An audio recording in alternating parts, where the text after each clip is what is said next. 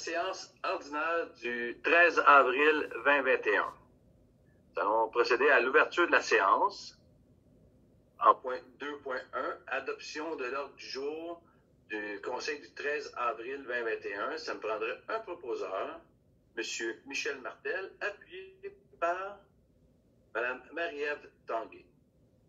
En point 3.1, approbation du procès-verbal de la séance ordinaire du Conseil du 9 mars. Ça me prendrait un proposeur, Mme France Gosselin, appuyée par Mme Vicky Langevin. En 3.2, approbation du procès-verbal de la séance extraordinaire du Conseil du 24 mars 2021. Un proposeur, M. Mathieu Daviau, appuyé par M. Robert Gagnon. En 3.3, dépôt procès-verbal de la réunion du Comité consultatif d'urbanisme du 16 mars 2021. Un proposeur, M.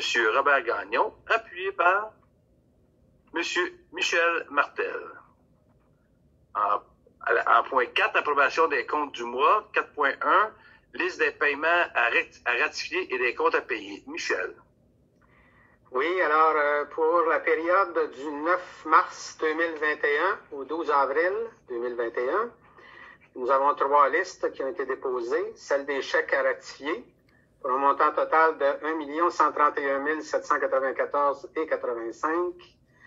La liste des comptes à payer et engagements, 472 719,36. Et enfin, la liste des salaires pour les périodes 5 et 6, 314 659,45. Donc, il est résolu de ratifier les paiements effectués et d'approuver les comptes à payer qui apparaissent sur les listes jointes, et aussi autoriser la trésorière à émettre les chèques nécessaires pour effectuer le paiement des comptes à payer. Voilà. Parfait. Un proposeur, Mme Marie-Ève Tanguay, appuyée par Mme France Gosselin. Point 5, Administration générale. 5.1, dépôt des listes des embauches du mois de mars 2021. Marie-Ève. Donc, considérant l'absence de la secrétaire administrative au service technique et des travaux publics pour une durée indéterminée, considérant les besoins de support administratif du service concerné. Donc, ici, le directeur général par intérim dépose la liste des embauches pour le mois de mars 2021. Donc, en fait, c'est la remplaçante pour ce poste-ci. C'est un dépôt seulement. Parfait. En 5.2, embauche adjointe administrative à la direction générale et à la mairie et au greffe. Marie-Ève. Donc, ici, c'est suite au départ à la retraite de l'adjointe administrative à la direction générale, à la mairie et au greffe, soit Mme Gaétane Gemme. Donc, il y a lieu de combler le poste de façon permanente, précisée. Donc, il y a lieu d'embaucher en vue de permanence Mme Sacha Devette-Lalande à titre d'adjointe administrative pour le poste cité plus haut, et ce, à temps plein, à compter du 26 avril 2021. Le tout assujetti à cette permanence suite à une période de probation de 80 jours, conformément à la convention collective d'École Blanc qui est en vigueur. Parfait. Ça prend un proposeur, Mme France Gosselin, appuyée par Mme Vicky Langevin. En 5.3, réorganisation de la structure administrative, création de postes. Vicky. Alors, considérant le rapport du diagnostic organisationnel qui a été rédigé par la directrice générale adjointe et directrice des ressources humaines, Mme Isabelle Roy, en date du 29 janvier 2021, considérant que ce rapport contient des recommandations traitant de la réorganisation de la structure administrative afin d'accroître l'efficacité des pratiques, principalement en ce qui concerne la direction générale et le département des ressources humaines. Alors, il est proposé de créer un poste d'adjointe à la direction générale et de créer le poste de conseillère en ressources humaines et de pourvoir à ce qu'il soit comblé pour une période indéterminée avec possibilité de permanence dans le futur. Et avec tout ça, d'ajuster l'organigramme de la ville de Saint-Amable en conséquence. Un proposeur, M. Mathieu Daviau, appuyé par M. Robert Gagnon. En 5.4, nomination directrice générale adjointe par intérim. Mathieu, s'il vous plaît. Alors, considérant l'absence de la directrice générale adjointe et directrice des ressources humaines pour une période indéterminée, il est proposé de nommer de façon intérimaire notre trésorière, Mme Josée Desmarais, à titre de directrice générale adjointe de la ville de Cédamap, et ce, pour une période indéterminée, soit jusqu'au retour de la personne titulaire du poste. Un proposeur, M. Michel Martel, appuyé par Mme Marie-Ève Tanguay. En point 7, le greffe, 7.1. Adoption, second projet de règlement, modifiant le règlement de zonage afin d'ajouter des catégories d'usage autorisées à la zone H40 et H62 et d'ajouter des dispositions concernant les enseignes d'utilité publique. Robert. Oui, lors du dépôt de l'avis de motion et du premier projet de règlement le 9 mars, je vous avais expliqué là, que c'était pour permettre la construction de bâtiments d'habitation de 2 à 4 logements H2 en structure jumelée, alors qu'actuellement, ces bâtiments H2 sont permis qu'en structure isolée dans la zone H40. J'avais aussi dit que c'était afin de permettre la construction de bâtiments d'habitation unifamiliale à structure isolée, alors qu'actuellement, dans ces bâtiments H1, ne sont permis qu'en structure jumelée dans la zone H62. Puis l'autre partie de ce règlement-là, c'était également pour ajouter des dispositions d'exception relativement au domaine d'application des normes relatives aux enseignes. Essentiellement, ça visait à exclure les enseignes émanant de compétences fédérales, provinciales ou municipales des normes qui sont en vigueur. Et lors du dépôt du second projet aujourd'hui, il va y avoir un ajout de la structure contiguë dans la zone H40, alors que le premier projet de règlement prévoyait seulement l'ajout de structures jumelées, donc une modification de la grille H40. Il y a des petites corrections là, de coquilles et d'erreurs matérielles aussi dans le règlement qui ont été apportées, c'est mineur. Et il y a un ajustement aussi du titre de façon mineure. Donc, considérant que l'avis de motion du présent règlement a été donné lors de la séance ordinaire du 9 mars 2021, considérant que conformément à l'arrêté ministériel de 2020-049 du 4 juillet 2020, une consultation écrite de 15 jours en remplacement de la tenue d'assemblée publique de consultation a été annoncée le 29 mars 2021 par avis public. Considérant que 2 citoyens ont transmis des questions concernant la zone H62 durant la période de consultation écrite qui s'est déroulée jusqu'au 13 avril 2021 à 16h15, il est donc proposé d'adopter tel que présenté avec les modifications proposées le second projet de règlement intitulé Règlement 712-29-2020, modifiant le règlement de zonage 712-00-2013, afin d'ajouter des catégories d'usage autorisées aux zones H40 et H62 et d'ajouter les dispositions concernant les enseignes d'utilité publique. C'est par Mme Marie-Ève Tanguay, appuyée par Mme France Gosselin. En 7.2, avis de motion et dépôt de projet de règlement modifiant les règlements décrétant les taux de taxation et de compensation pour l'année 2021. Michel. Oui, alors, Michel Martel, conseiller, donne avis de motion, avis, que le règlement intitulé Règlement 777-01-2021, modifiant le règlement 777-00-2021, décrétant les taux de taxation et les compensations pour l'année 2021, afin de modifier le titre et l'article 4, intitulé Taux d'intérêt et pénalités, sera présenté pour adoption à une séance ultérieure du Conseil et le dit projet de règlement est déposé, séance tenante. Parfait, c'est un avis de motion. En 7.3, avis de motion et dépôt d'un projet de règlement de la tarification pour l'ensemble des services de la Ville pour l'année 2021 et abrogeant le règlement 771-00-2020, France. Oui, alors moi-même, France Gosselin, je donne l'avis que le règlement intitulé Règlement 778-00-2021, décrétant une tarification pour l'ensemble des services de la Ville pour l'année 2021 et abrogeant le règlement 771-00-2020 sera présenté pour adoption à une séance ultérieure du Conseil. Le projet de règlement intitulé Règlement 778-00-2021 décrétant une tarification pour l'ensemble des services de la Ville pour l'année 2021 et abrogeant le règlement 771-00-2020 est déposé en séance tenante.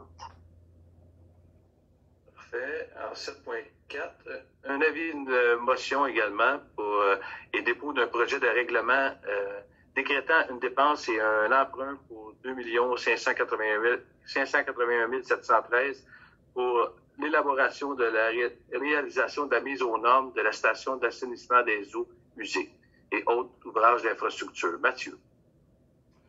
Alors, Mathieu Lavio donne avis de motion que le règlement intitulé Règlement 779-00-2021 décrétant une dépense et un emprunt de 2 581 713 pour l'élaboration et la réalisation de travaux de mise aux normes de la station d'assainissement des eaux usées et autres ouvrages d'infrastructure connexes, comprenant notamment la mise aux normes des postes de pompage Martin PP1 et des Mésanges PP2, et la mise en place d'un système de dégrillage incluant un nouveau bâtiment et le remplacement du système d'aération pour un système de type bulle fine.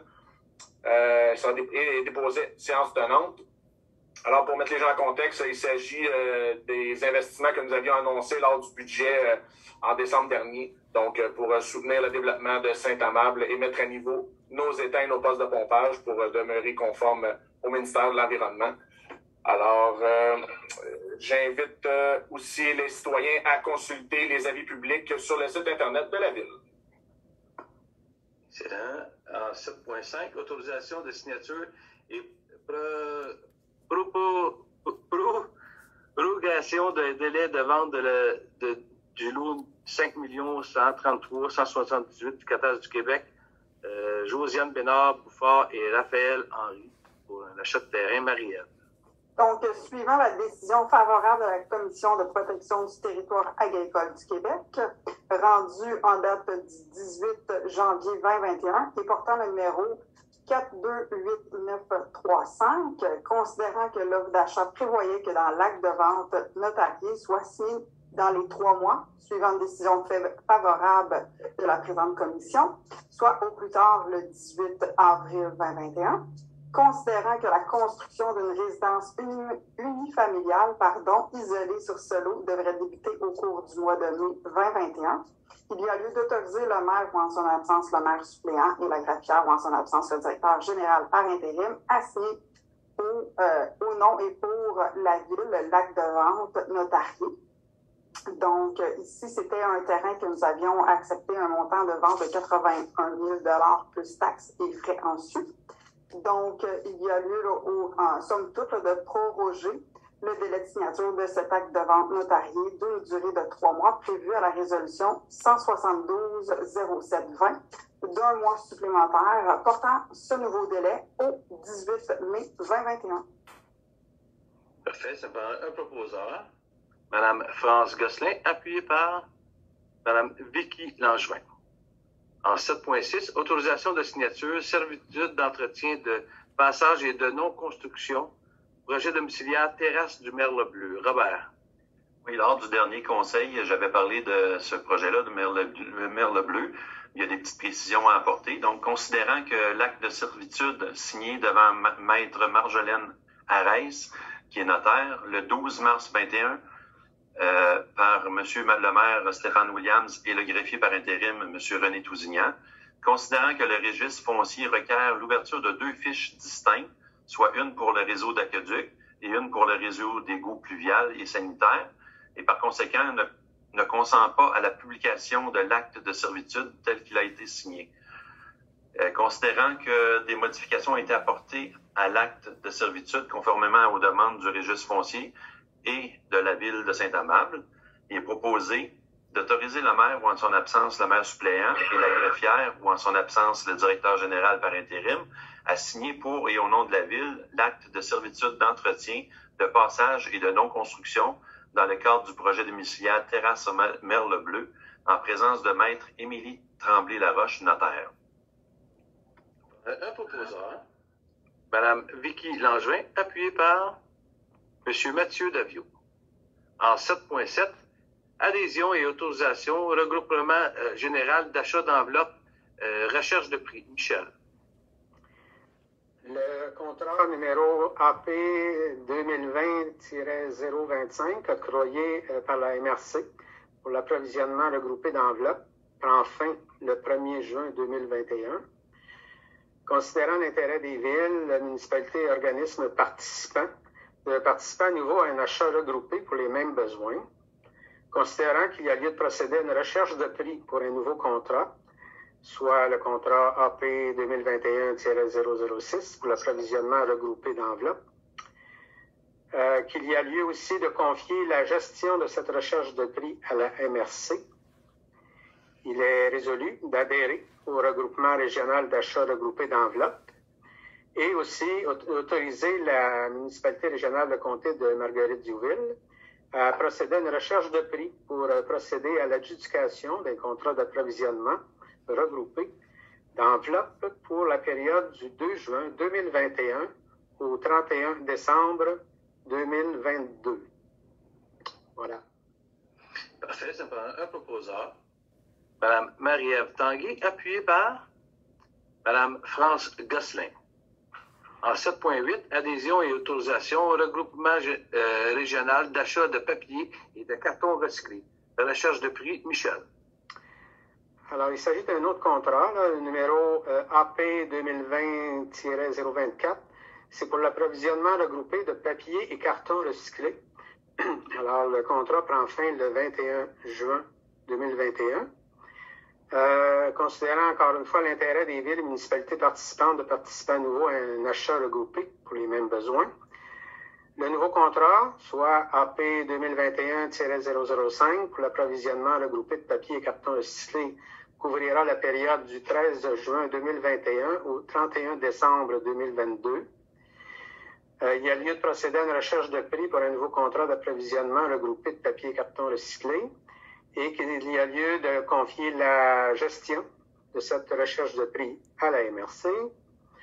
En conséquence, résolu d'adhérer au regroupement régional d'achat de papiers et cartons recyclés et enfin d'autoriser la municipalité régionale de comté de Marguerite-Diouville à procéder à une recherche de prix pour procéder à l'adjudication d'un contrat d'approvisionnement regroupé de papier et cartons recyclés pour la période précitée.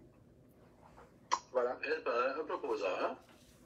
Mme Vicky Langevin, appuyée par M. Mathieu Daviau. En 7.9, un dépôt, rapport sur l'application du règlement de gestion contractuelle pour l'année 2020. Vicky. Oui, alors ici, c'est la greffière qui dépose le rapport annuel sur l'application du règlement de gestion contractuelle pour l'année 2020. Qui n'a pas, malheureusement, qui n'a pas pu être déposé en temps opportun, mais il n'est jamais trop tard. Alors, on le fait maintenant. Et juste pour vous donner une petite idée de ce qu'on peut retrouver, ce qu'on peut traiter dans un rapport comme ça, les formations des employés, liste des contrats conclus au cours de l'année, modification au règlement de gestion contractuelle, des problématiques qui peuvent survenir, adoption de nouvelles politiques, documentation, mesures de rotation, ainsi de suite. Alors, c'est un dépôt que nous faisons présentement. Parfait, merci. Dans point 8, service des incendies. 8.1, promotion, lieutenant à temps partiel, service des incendies. Vicky. Oui, alors considérant qu'il y a lieu de combler un poste de lieutenant au sein du service des incendies, suite à la promotion de M. Sylvain Monpetit au poste de capitaine de l'équipe numéro 1, alors, la procédure de promotion et les délais prévus à l'article 14 de la Convention collective des pompiers ont été respectés. Il y a eu une candidature. Ce pompier répond à absolument toutes les exigences. Alors, il est ici proposé de promouvoir de façon permanente M. Patrick Charbonneau à titre de lieutenant à temps partiel au service des incendies à compter de la date d'adoption des présentes, au terme des procédures prévues à l'article 14 de la Convention collective des pompiers en vigueur et d'assujettir cette permanence à une période de probation de 1 an, cette période débutant à la date d'adoption des présentes résolutions. Parfait. Un proposeur, M. Mathieu Daviau, appuyé par M. Michel Martel. Au point 9, service des loisirs et culturels.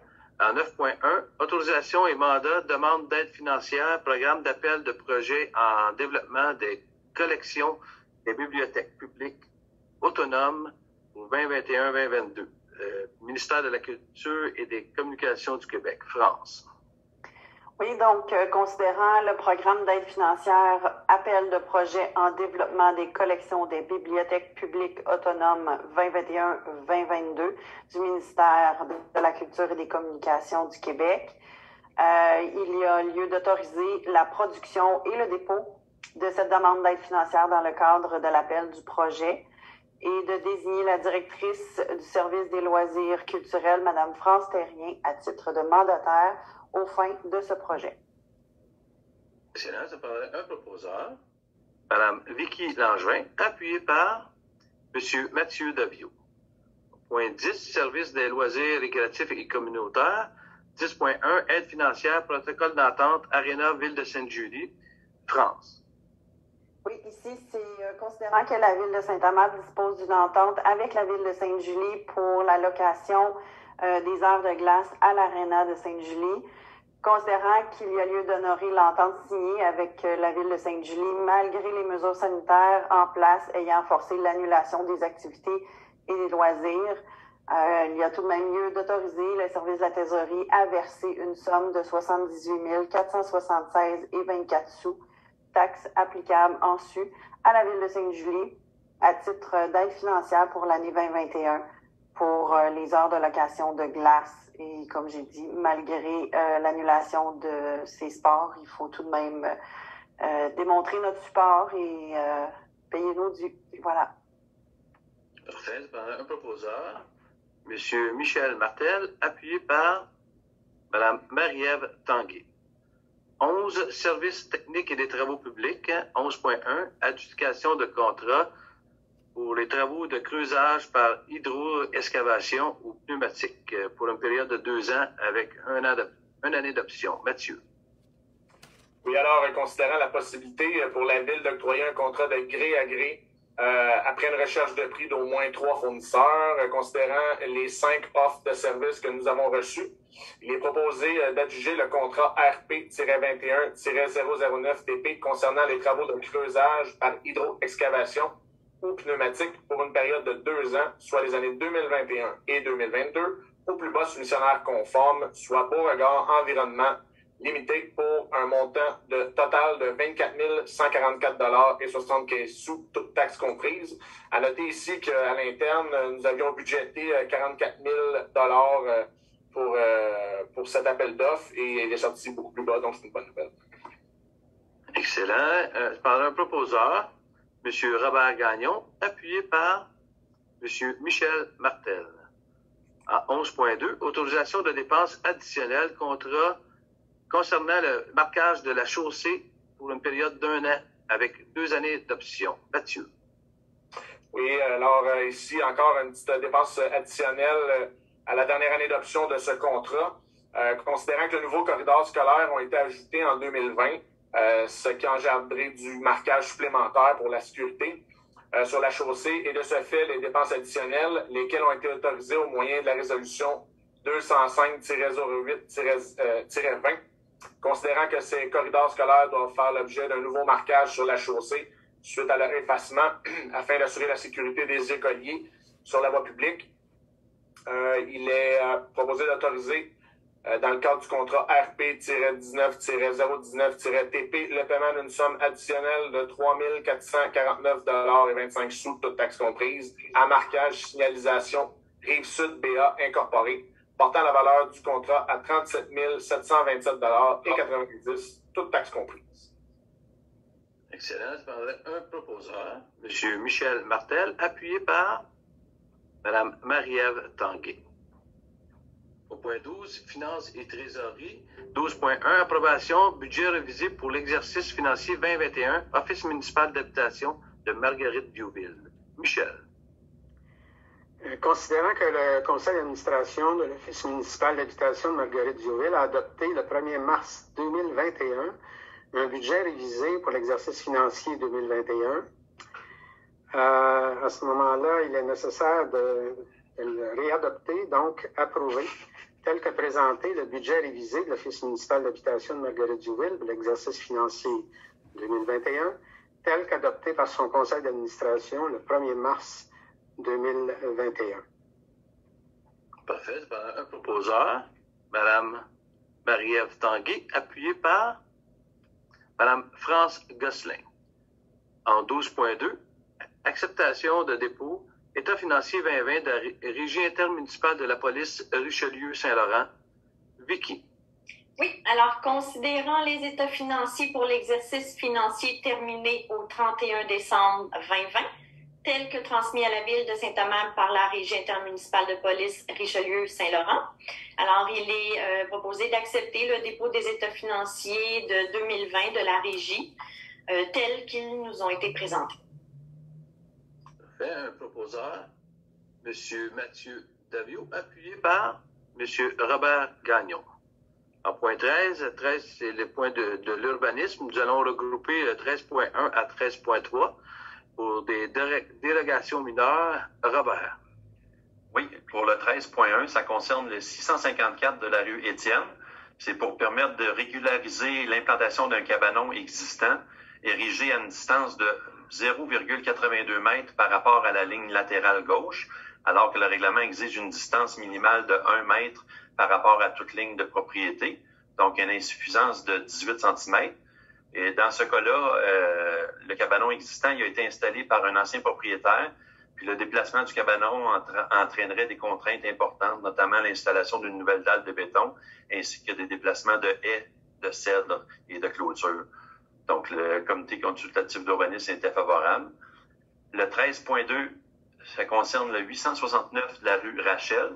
C'est pour permettre un empiètement sur une distance de 5 mètres dans la bande de protection riveraine de 10 mètres pour l'installation d'une piscine hors terre ayant un 15 pieds de diamètre, alors qu'aucun empiètement n'est autorisé à moins d'une dérogation mineure pour les 5 premiers mètres là, concernant une chose qui peut être déplaçable dans le futur.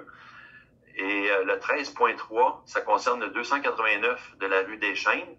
C'est permettre la création d'un lot ayant une profondeur de 28 mètres, alors que la profondeur minimale prescrite est de 30 mètres, donc il y a une insuffisance de 2 mètres.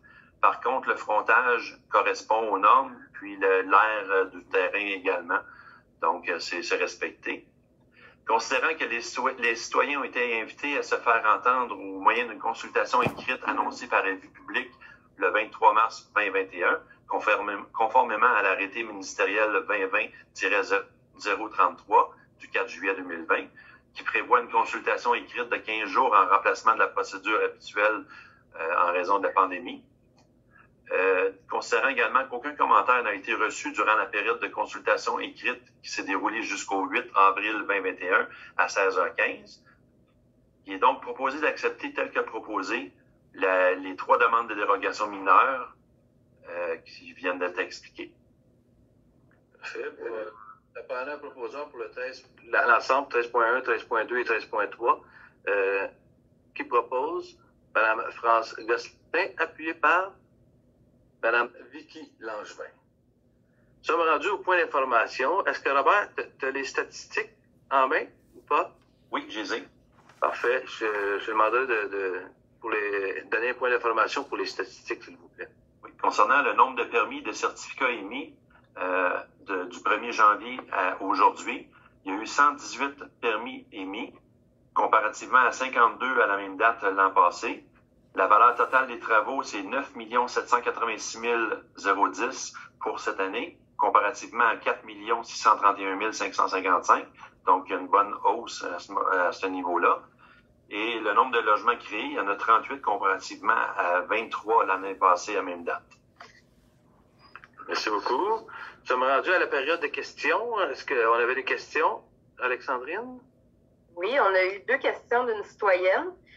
Concernant la maison des aînés qui va se nommer La Chaumière, là, qui va se situer en face de l'hôtel de ville à l'intersection des rues Courcelles et Principales, la citoyenne demande quand devraient débuter les travaux. On a des bonnes nouvelles parce que dernièrement, la municipalité a reçu une subvention d'environ 670 000 pour ce projet, pour aider à la réalisation de ce projet. De 40 unités pour les aînés, ce qui est juste la rue Cardinal et pas Cardinal, Coursol et Principal.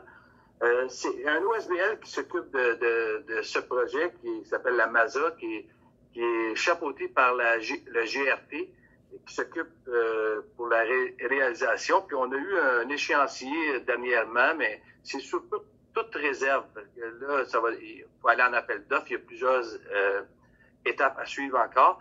Mais le début de la construction devrait se faire en 2022. On parle même peut-être pour donner les permis de construction en septembre, mais comme je vous dis, c'est sur toute réserve. Mais ça s'annonce bien, vu qu'on a reçu une subvention du gouvernement pour ce projet. On est sur la bonne voie de la réalisation. Les plans et devis, et toute l'ingénierie est terminée à 95% dans ce projet-là. Fait que ça avance à grands pas.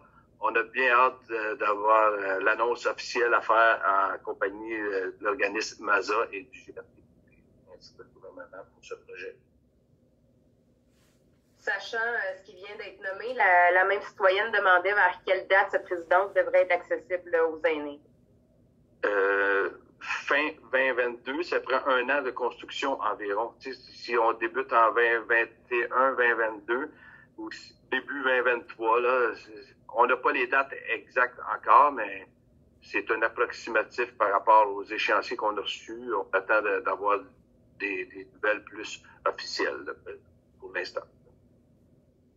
C'est tout pour la période de questions. Excellent. Nous sommes rendus à la levée de l'Assemblée. On attendrait un proposeur, Mme Vicky Langevin, appuyée par M. Mathieu Davio. Merci beaucoup et bonne soirée.